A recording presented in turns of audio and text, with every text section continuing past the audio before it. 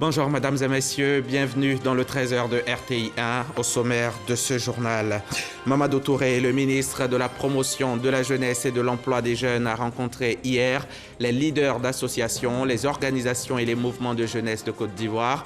Une réunion bilan qui a aussi permis de dégager les opportunités d'insertion pour les jeunes de Côte d'Ivoire. Hier également, les principales dispositions de l'annexe fiscale 2021 ont été présentées aux entreprises et aux organisations professionnelles du secteur privé au siège du patronat ivoirien. Des mesures à caractère social liées à l'encouragement de l'épargne et à l'accessibilité des produits pharmaceutiques ont été adoptées.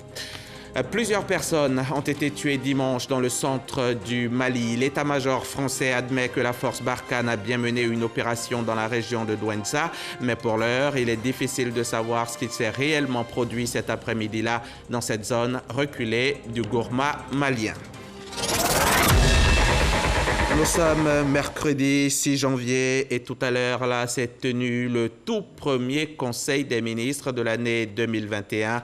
C'était au palais de la présidence de la République, en présence, bien sûr, du chef de l'État, le président Alassane Ouattara. Nos équipes ont également été sur place. Leur compte-rendu ce soir dans le 20h. La page 2020 est tournée. 2021 démarre avec de nouvelles perspectives, notamment pour les jeunes de Côte d'Ivoire. Le ministre de la Promotion de la Jeunesse et de l'Emploi des Jeunes était hier avec les leaders d'associations, les organisations et les différents mouvements de jeunesse. Il s'est agi de faire le bilan de l'année écoulée et ouvrir le champ des opportunités pour les jeunes. Eugène Atoubé était présent à la rencontre. Reportage. Les visages sont radieux et l'atmosphère est joviale. La fin de la rencontre entre le ministre chargé de la promotion de la jeunesse et de l'emploi des jeunes et les responsables de mouvements, associations et organisations de jeunesse de Côte d'Ivoire est pareil à des retrouvailles en famille. Au regard des projets prévus par le gouvernement et annoncés par le ministre Touré Mamadou, les jeunes de Côte d'Ivoire entrevoient avec 2021 des perspectives heureuses en termes d'insertion socio-économique et professionnelle. Monsieur le ministre de la Jeunesse nous a donné une très bonne information en ce début d'année, qui est le lancement de l'Institut de formation de la jeunesse. Cet institut est une chance pour nous parce que cet institut va permettre à la jeunesse d'abord de se former, d'avoir un meilleur rendement au niveau national et sur le plan international. La femme a une place aux tables de décision, dans les sessions politiques surtout, et elle pourra apporter beaucoup plus dans ces instances. Pour la première rencontre de l'année 2021 avec les jeunesses, le ministre Touré Mamadou a relevé les difficultés de l'année 2020, difficultés qui, selon lui, sont imputables à la Covid-19. Conséquence, les opportunités pour les jeunes en termes d'insertion ont connu une baisse drastique. Moins de 75 000 en 2020 contre 150 000 opportunités en 2019. Le ministre chargé de la promotion de la jeunesse invite les jeunes à garder espoir. 2021, révèle Touré Mamadou, consacre la relance de toutes les initiatives en faveur des jeunesses de Côte d'Ivoire. L'objectif, c'est de mobiliser 2 millions d'opportunités d'insertion pour les jeunes d'ici 2025. Il y aura le programme d'apprentissage qui sera renforcé. Il y aura les TIMO pour aider à lutter contre l'insalubrité. Ils peuvent continuer à faire confiance au président Ouattara et au gouvernement. 200 000 jeunes devraient bénéficier d'une opportunité en cette année 2021. Du bonheur pour cette frange de la population qui s'apprête à renouveler les instances de sa fêtière. Le CNJ, le Conseil national des jeunes, est appelé à jouer un rôle efficient pour capitaliser toutes les initiatives annoncées sur le temps consacré à la joie. Je vous le disais en titre, hier mardi, les principales dispositions de l'annexe fiscale 2021 ont été présentées aux entreprises et aux organisations professionnelles du secteur privé. C'était au siège de la Confédération générale des entreprises de Côte d'Ivoire.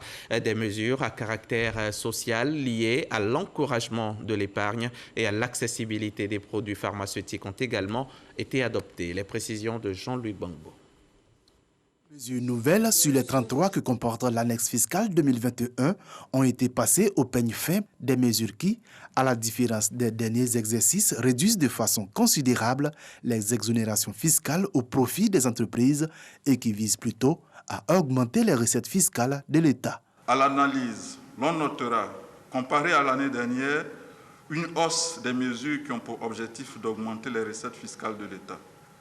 Cette hausse provient plus d'une hausse de la taxation des contribuables que de l'élargissement de l'assiette des contributeurs.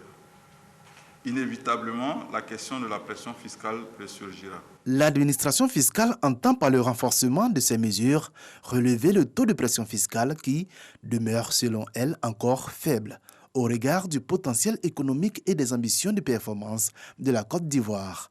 Les opérateurs économiques, eux, craignent un accroissement de la pression fiscale, surtout dans un contexte marqué par la pandémie du coronavirus. Compte tenu du contexte qu'on a vécu l'année dernière, je parle du contexte économique, qui a été marqué notamment par la crise sanitaire Covid, les entreprises espéraient avoir davantage de mesures de soutien en matière fiscale.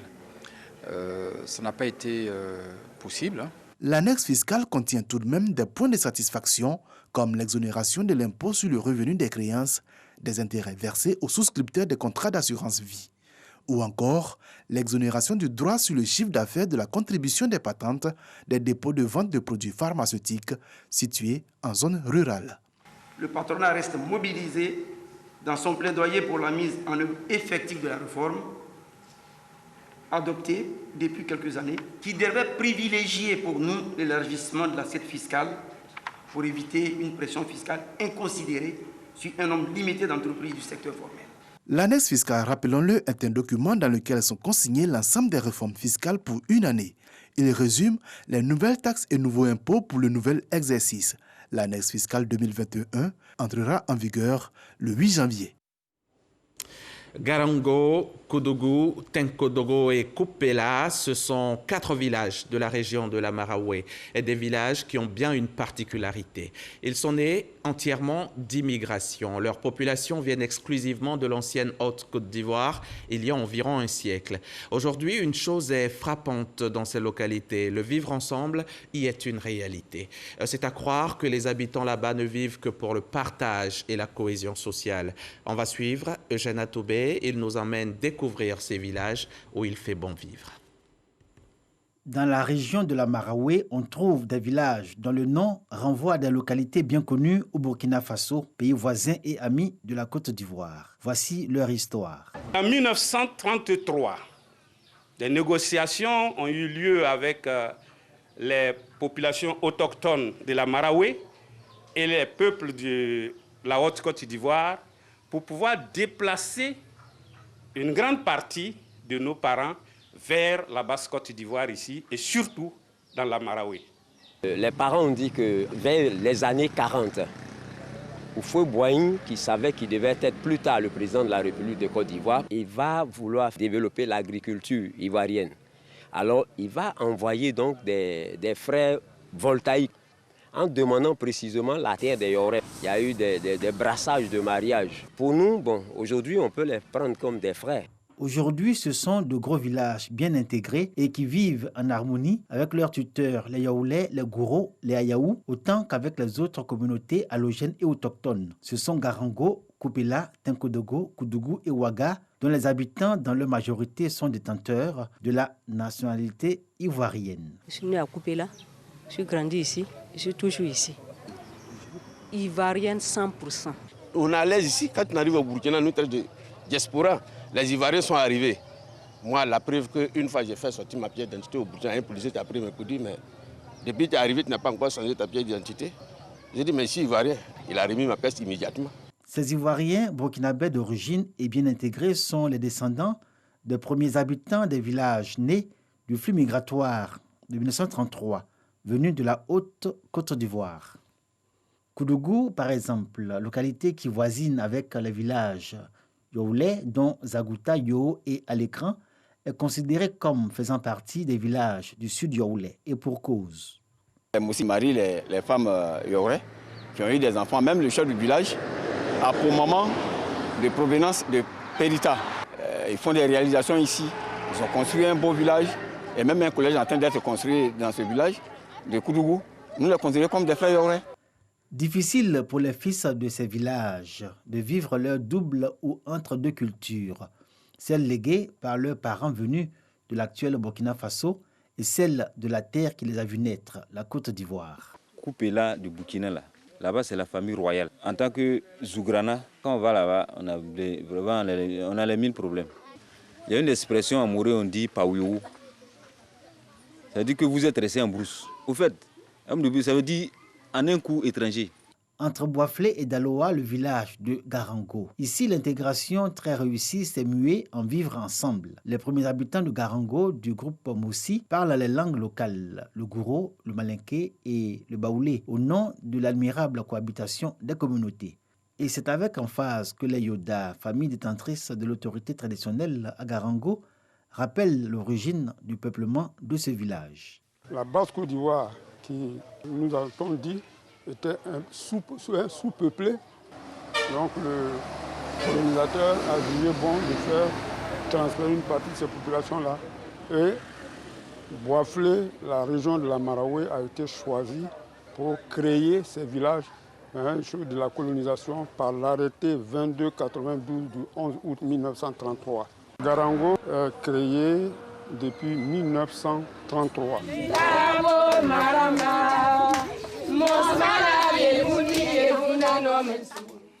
Boif était une sous-préfecture. Tenkodogo, la Haute-Côte d'Ivoire, était une sous-préfecture aussi. C'était dans le même département qui est la Côte d'Ivoire. On est installé ici par des arrêtés. Nos cultures sont restées intactes. Il y a les danses, les chants. On continue à maintenir nos cultures ici.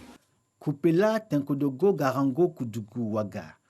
Dans ces villages qui assument leur double culture et leur hybridisme, la préoccupation actuelle est la reconnaissance officielle par l'administration ivoirienne de leurs chefs de village respectifs. J'en appelle à nos autorités afin de faciliter l'arrêté des nominations de nos chefs et puis la délimitation de nos terroirs. On vit en symbiose à nos frères, on n'a pas un problème particulier avec nos voisins ici. Koudougou, Garango, Koupela, Tenkodogo et Ouaga, dans ces villages, il y a encore des jeunes qui mènent le combat pour l'obtention de leur statut d'Ivoirien. Les parents ont la nationalité, mais eux, ils n'ont pas leur nom sur le décret. Tu vas à l'école, quand tu finis, il va falloir fournir ses papiers pour pouvoir présenter un concours. Il est difficile de s'intégrer. Quand on va trouver un Kéré, un Ouedraogo, on dit, mais ceux-là viennent d'ailleurs. Ça amène des mésententes entre des individus. Il y a des hommes d'immigration, mais il y a aussi des hommes qui, à un moment donné, pour des raisons historiques, ont été certainement intégrés à la colonie de Côte d'Ivoire et qui sont devenus ivoiriens. Dans cette quête de la nationalité ivoirienne, ce sont surtout les jeunes nés entre 1999 et 2000 et qui ne connaissent qu'un seul pays, la Côte d'Ivoire, leur terre de naissance, leur terre d'habitation. L'intégration et le vivre ensemble, cas d'école de 4 villages de la région de la Maraoué. C'est un document signé Eugène Atoubé, chef du service société de la rédaction. Au nouveau quartier, à Bondoukou, l'inquiétude des habitants est par contre mise à mal par l'état du quartier. Le chapelet des problèmes auxquels ils sont confrontés est aussi long que le bras. Dans ce quartier, il n'y a quasiment pas de voies d'accès. Elles sont impraticables. La question de l'eau est problématique. L'électricité est denrée rare. À quand la fin de ce calvaire? Le conseil municipal promet que c'est pour bientôt. Le reportage d'Herman Niamien, notre correspondant dans la région. Dans ce quartier de Bondoukou situé derrière le camp militaire, les habitants sont confrontés à d'énormes difficultés. Les voies d'accès au quartier n'étant pas toutes praticables, les chauffeurs de taxi refusent d'y aller. On n'a pas de route, on souffre beaucoup. Quand il fait nuit, nous ne sommes pas en sécurité dans ce quartier. Du marché à la maison, on souffre. Les taximètres disent on ne vient pas. L'accès au quartier n'est pas le seul problème des habitants. L'eau, source de vie, est aussi une denrée rare. Que dire de l'électricité? L'extension du réseau électrique n'étant pas encore effective, les riverains sont obligés de recourir au branchement anarchique avec tous les risques que cela comporte. On a plein des enfants ici qui circulent. À nos âges, nous savons ce que les fils veulent dire. Mais les enfants, ils voient ça c'est un travail du jeu. Le maire de la commune est bien conscient des difficultés que vivent les habitants de ce quartier. Des actions d'envergure sont annoncées pour les sortir de cette précarité. Déjà, les poteaux électriques sont plantés et il ne reste que le raccordement. On vient d'achever quand même le chantier achevé. L'extension du réseau électrique.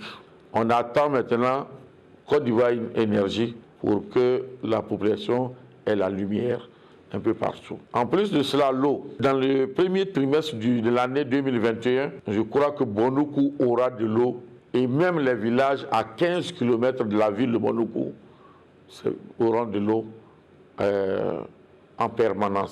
Réunis pour la 3e session ordinaire du conseil municipal, Kone Iliassou a annoncé que pour l'exercice 2021, le conseil municipal va prêter une attention particulière à la réalisation des infrastructures éducatives, sanitaires et sociales au profit des populations. En plus des 2 grands projets que nous avons, la piscine municipale, qui est déjà, le chantier est très avancé, mais nous allons lancer maintenant le projet, la construction du musée.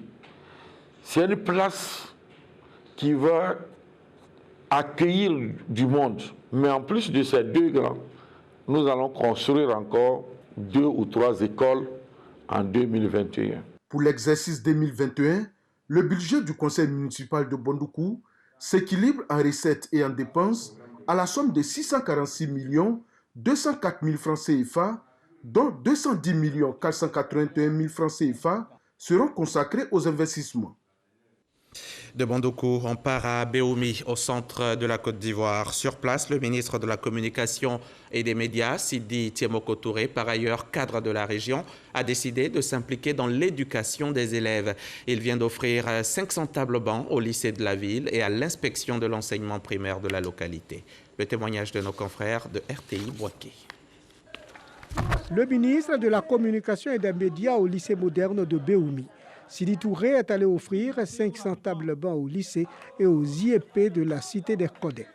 Namori Bakayoko, proviseur du lycée moderne de Béoumi, n'est nullement surpris par ce geste du fils du terroir. Cependant, les besoins du lycée sont énormes. Cet établissement scolaire n'a pas de clôture.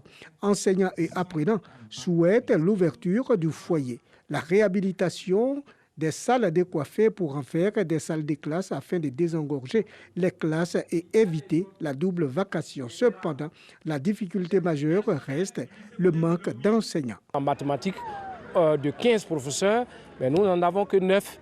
Donc les vacataires sont employés par les parents d'élèves. Le lycée moderne de Béoumi occupe la dernière place s'agissant des grossesses en milieu scolaire.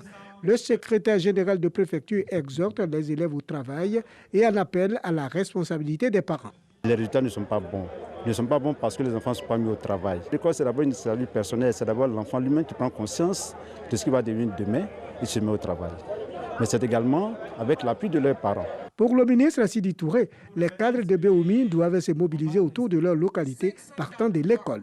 Ensemble, nous pourrons faire de grandes choses. Et donc, nous continuons à faire appel à cette solidarité inclusive de tous les cadres pour qu'on se mette ensemble pour pouvoir adresser tous les problèmes que Béoumi connaît. Par la voix de Léla Victoire Bléga, les élèves ont dit merci aux donateurs promifères de la réussite scolaire et l'essentiel de leurs préoccupations.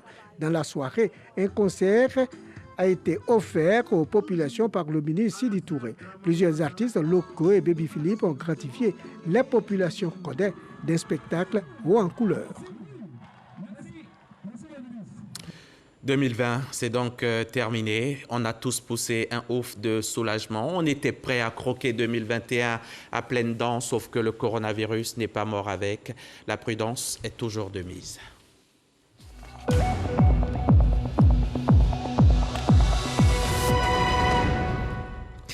22 855, c'est le nombre de malades de Covid en Côte d'Ivoire. 138, le nombre de victimes décédées depuis la survenue de la pandémie, le 11 mars 2019. Et on continue d'enregistrer des nouveaux cas, malheureusement. Rien qu'hier, 55 nouvelles infections ont été enregistrées et à ce jour, 564 patients se battent encore contre le virus malfaisant. Union de prière pour eux, prompt rétablissement, mais pour les autres, respect des gestes barrières, les mêmes gestes que nous ne cessons de vous répéter depuis environ 10 mois. Go Mogoyere, un projet de prévention et de prise en charge des grossesses non désirées. Le projet est en cours depuis 2018 dans la région de la Nawa, au sud-ouest de la Côte d'Ivoire. L'ONG Médecins du Monde, en partenariat avec l'Union européenne, a présenté récemment le bilan de ce projet qui a sensibilisé et mis sous méthode contraceptive à plus de 80 000 adolescents et jeunes filles. On en sait plus avec Jean-Marc Djedji. 83 000 jeunes sensibilisés et 9 084 adolescentes mises sous méthode contraceptive dans les districts sanitaires de Soubré, de Méagui et de Buyo. Ce sont les conclusions du programme Go Mogoyere, soutenu par l'Union européenne. Projet piloté depuis 2 ans par l'ONG Médecins du Monde dans la région de la Nawa. Entre autres résultats du projet, il y a le plaidoyer et la contribution des jeunes ambassadeurs de l'ONG à la réduction des grossesses précoces. Il a fallu à un moment donné aller vers nos camarades, aller vers nos pères et leur parler de la santé sexuelle et reproductive. Leur dire pourquoi est-ce qu'ils doivent se mettre sur une méthode de contraception. Et puis à un moment on a été un peu comme on va dire des guides pour les jeunes. Le projet avec Médecins du Monde a été un succès, même si nous avons rencontré quelques obstacles. Mais globalement, l'activité a été un réel succès. Et je pense qu'il n'y a pas grand-chose. L'ONG Médecins du Monde a amélioré, entre autres, l'offre de santé scolaire et universitaire, les causeries éducatives et les visites à domicile. On a réussi à mettre ensemble tous les acteurs, que ce soit les acteurs de l'éducation, les acteurs de la santé, les acteurs des services sociaux, pour avoir une approche qui est globale pour prendre en charge les grossesses non désirées chez les jeunes et les adolescents de 10 à 24 ans. Le taux de mortalité maternelle en Côte d'Ivoire est évalué à 614 décès pour 100 000 naissances vivantes, selon le ministère de tutelle.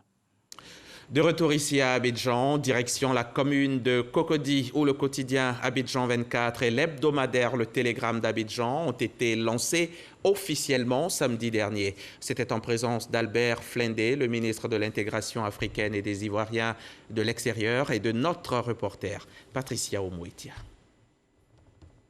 Les quotidiens et hebdomadaires abondent à partir des années 1990 dans notre pays. À ce jour, sans compter les journaux ou magazines satiriques et ceux consacrés au sport ou à la mode, on dénombre une vingtaine de quotidiens d'information générale. Ce jour, on enregistre donc l'entrée sur le marché des journaux, le quotidien Abidjan 24 et l'hebdomadaire Le Télégramme. Le but est de contribuer au développement et à la cohésion des populations. Au moment où il semble que la presse écrite est en train de battre de l'aile au profit, n'est-ce pas, de la presse en ligne et des réseaux sociaux, faire le lancement d'une presse écrite, hebdomadaire et quotidien, vraiment il faut le faire, c'est un courage et cela montre que la presse écrite, n'est-ce pas, a des beaux jours. La communication est un maillon important dans le jeu de la paix et nous pensons que l'arrivée de ces deux quotidiens-là va aider à consolider la paix voulue par le président de la République. Pour le ministre Albert Flindé, c'est surtout une extraordinaire aventure humaine et industrielle qui s'est tissée jour après jour, faisant de ce quotidien l'un des plus performants de la presse écrite. Aujourd'hui, le paysage politique même a changé. La presse aussi a changé. Il faut s'adapter aux nouvelles technologies. Et aujourd'hui, nous avons décidé de revenir sur le marché pour prendre toute notre place et innover dans le secteur des médias pour produire un journal de qualité. C'est un défi qui s'est lancé lui-même dans une période où on parle des difficultés de la presse en général et surtout de la presse écrite, presse papier en particulier. Décider de venir sur ce marché-là, un marché difficile, c'est vraiment faire preuve d'abnégation et puis de courage. Les médias en Côte d'Ivoire sont régis depuis 1991 par la Commission nationale de la presse et un Conseil national de la communication audiovisuelle, ACA.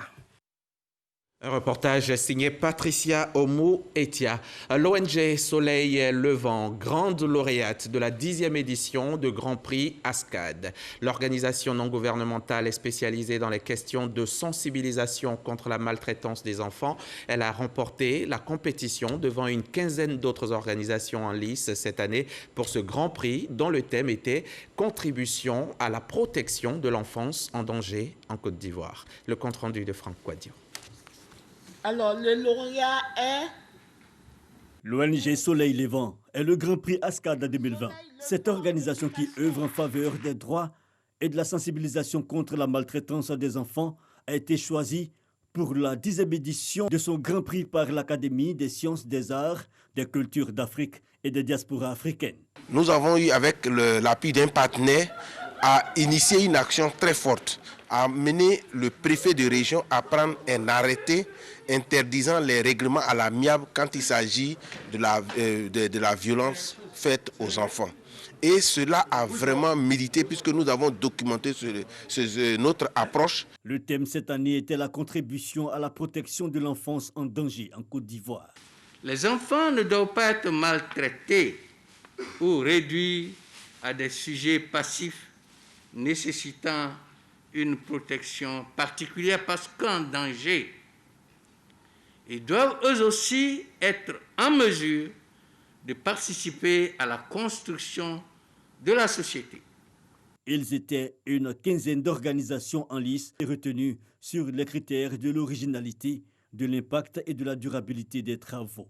Leur action est saluée dans sa globalité. N'empêche, l'occasion est belle pour les enfants, les concernés, de faire un plaidoyer. Je me suis réveillée avec une grande espérance de voir les choses bouger. Toutes les actions, aussi petites soient-elles, peuvent créer des impacts importants dans la réalisation de cette vision. La marraine est d'ailleurs leur premier interlocuteur auprès du gouvernement. La ministre de la Femme, de la Famille et de l'Enfant n'a pas manqué de relever les avancées depuis 2014, où a été élaborée la politique nationale de protection de l'enfant, qui entre autres a consacré le renforcement de plusieurs programmes. De la petite enfance à celle de la scolarisation, de nombreux enfants subissent les fâcheuses conséquences de l'irresponsabilité, oui, et de la négligence des parents pour être livrés à eux-mêmes et à toutes sortes de dangers. Les efforts déployés par le gouvernement ne doivent pas occulter la réalité. À la lumière de l'ampleur prise par les dites formes de violence et au vu de leur récurrence, il est admis que l'enfance est en danger.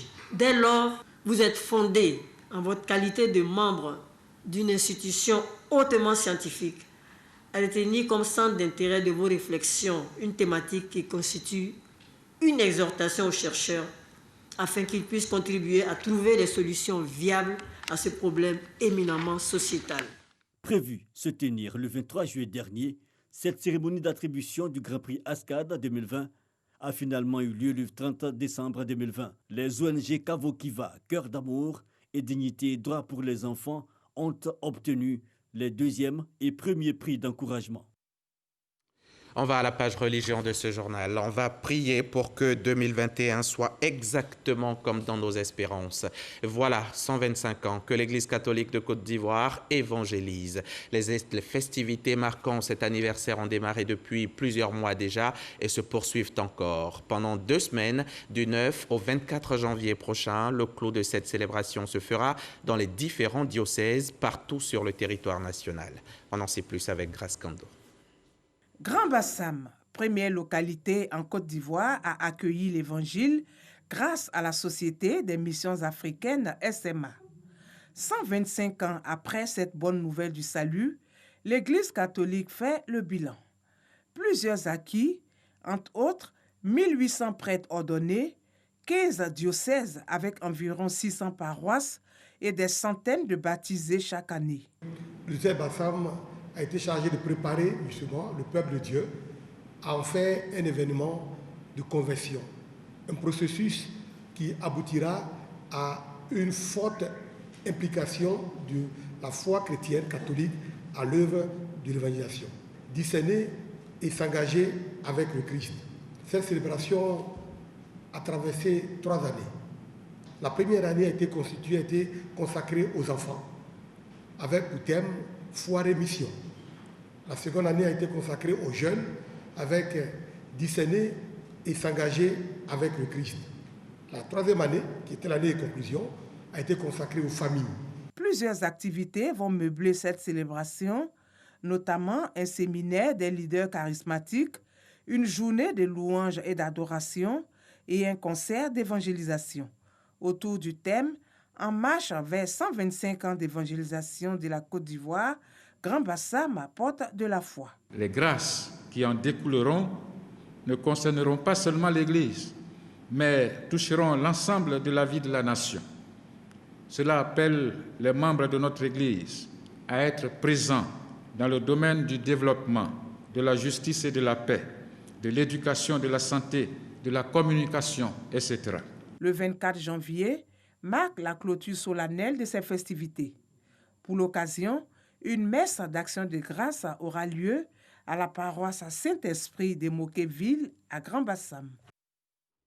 Avant de refermer ce journal, on va au Mali où plusieurs personnes ont été tuées dimanche dans le centre du pays. L'armée française affirmant hier avoir frappé des dizaines de djihadistes, tandis que des villageois et une association locale parlaient de civils atteints par un appareil non identifié lors d'un mariage. L'état-major français admet que la force Barkhane a bien mené une opération dans la région de Douentza, non loin du village de Bounti, mais pour l'heure, il est difficile de savoir ce qui s'est réellement produit cet après-midi-là dans cette zone reculée du Gourma malien. Voilà pour l'essentiel de l'actualité. Merci d'avoir suivi cette édition. Demain encore, je serai chez vous pour le 13h. En attendant, il faut à tout prix se protéger contre le coronavirus. À demain.